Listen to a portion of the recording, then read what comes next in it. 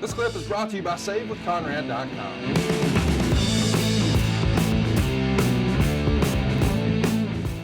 Let's talk about Kevin Dunn.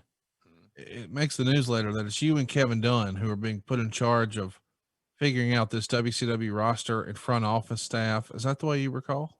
Yeah. Well, Kevin Dunn, who's still there doing a hell of a job. I had a lot of fun working with Kevin over the years because we're both big football fans. And most of our conversations had nothing to do with wrestling or WWE or whatever. It was a lot more just about football and shit we like to talk about. But he was Vince's number one guy in television.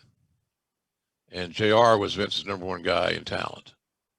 And Vince always said that talent and television are the two key components for our company to be successful.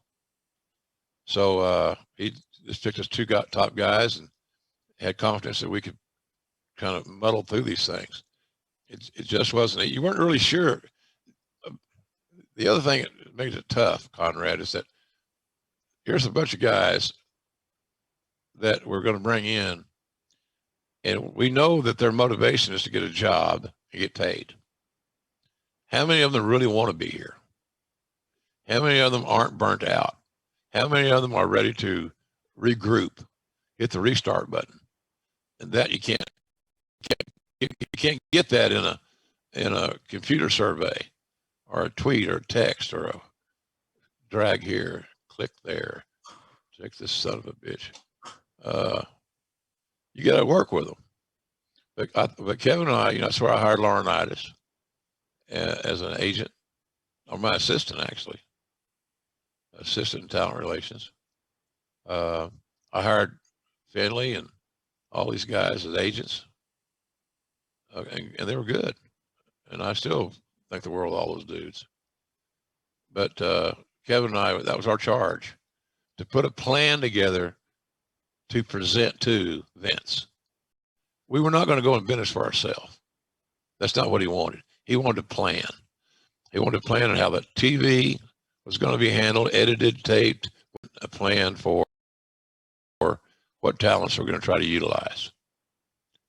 Let's talk about WrestleMania for a minute. I want to circle back because it's not too long after the show and you start to get some preliminary buy rate numbers and you realize this is the biggest show we've ever freaking done. And you probably thought that going in, but given all that's going on with WCW and the XFL, and now here, there's the great success of WrestleMania. Are you able to celebrate that at all?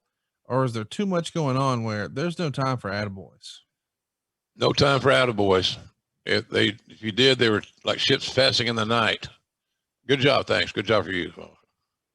Ditto. No, because you don't go into reruns.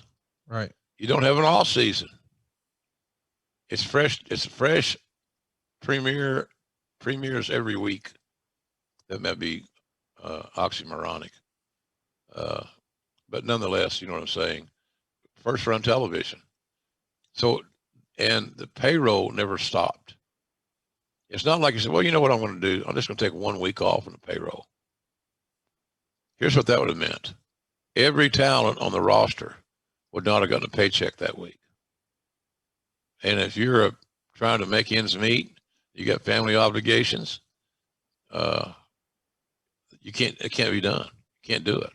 It's not an option whatsoever. So the meter kept running. I felt like a gerbil on a treadmill. My little fat ass was running all the time. Hell, if I'd eat right, got better nutrition, I probably would have weighed about $185, like ninth grade again. Hey, it's Conrad Thompson. Thanks for checking out the podcast here on YouTube. Be sure to hit the subscribe button and the notifications bell so you get a notice anytime we upload some new content. And go save yourself some money right now. If you're in a 30-year loan or you have credit card debt, it's not a matter of if I can save you money. It's a matter of how much. Find out right now for free at SaveWithConrad.com.